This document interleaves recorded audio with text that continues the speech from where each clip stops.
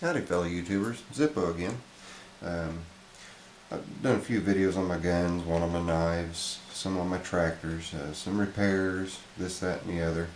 And I've mentioned a couple things about my 22 WMR North American Arms conversion when I was doing my tutorial on it and my review. And I told you guys I was working on polishing it in my collection. Well, I finally got the polishing job done. And also added a set of nice laser etched grips to it. So the only thing that I didn't polish was the trigger and the hammer, the very end of the muzzle, and the rails in the cylinder. So there's a little glimpse of her. You can see your own reflection in the mirror there. There's the grips. Of course the gun is unloaded. I wouldn't be handling it and pointing it towards myself if it wasn't. But just polished clean through. It was actually quite enjoyable to do it.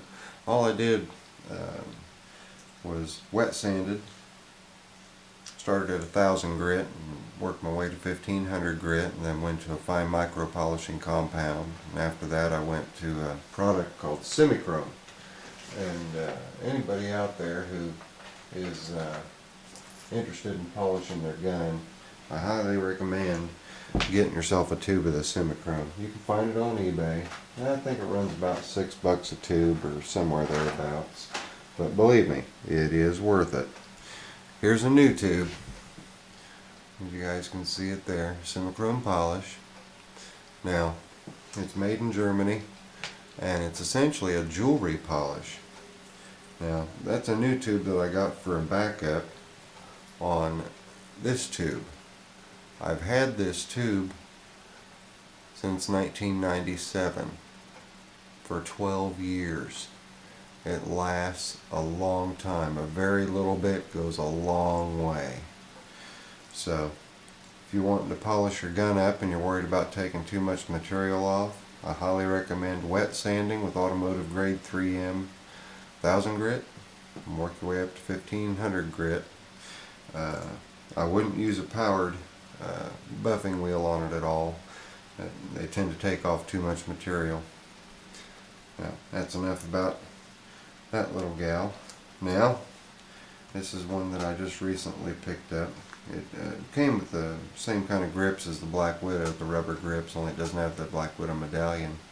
It's in the same family, North American Arms, Mini Master.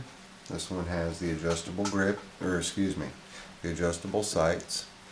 They're adjustable for windage, up and down, and you can see very highly visible. Very easy.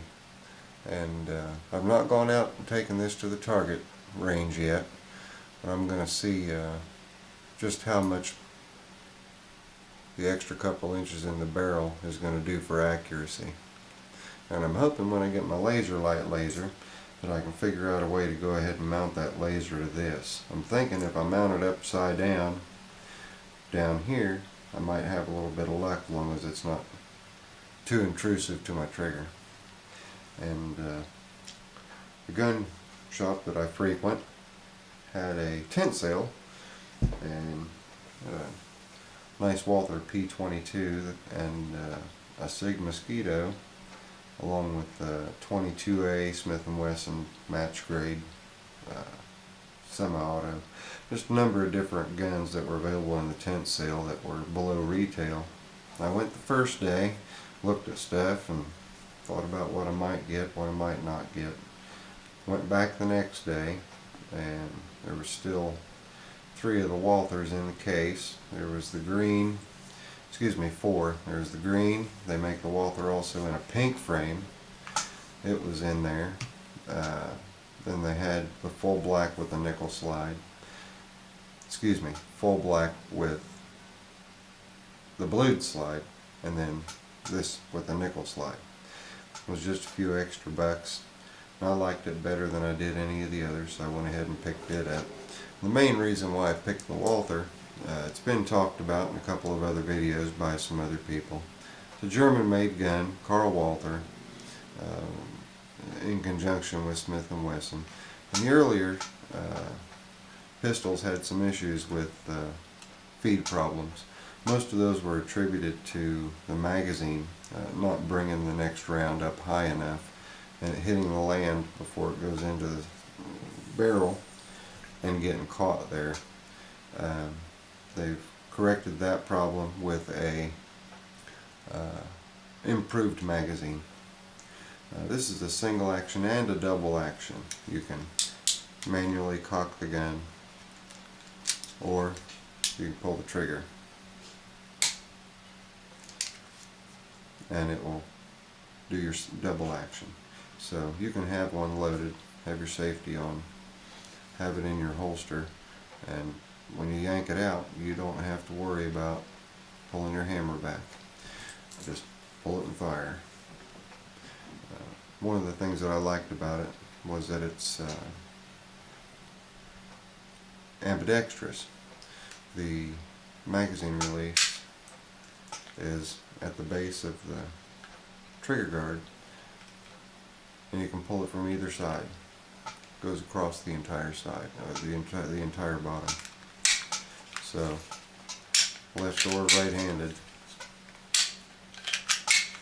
you can pull it back. Same thing with the safety. Safety, left and right hand.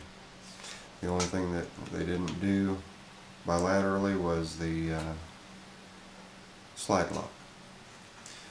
And as we can see, we are empty. Another one of the safety features of this is that even with the safety off, even if you have a round chambered, a magazine must be in it in order to fire. Some people gripe that they don't like that. I think it's a nice added safety feature.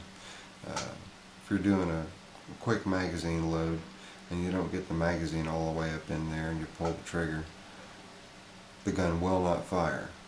It's going to tell you, hey, something's not right, which I think is kind of nice.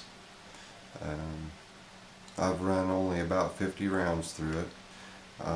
One thing that I did learn is stingers are not made to go through this gun. The shell casing is longer on a CCI Stinger and it hangs up every time. So just get you some CCI maxi mags, or excuse me, mini mags, and you'll be good to go. Well, that's about all I've got for you guys today. Hope you enjoy my videos. Subscribe. 5 stars. Later.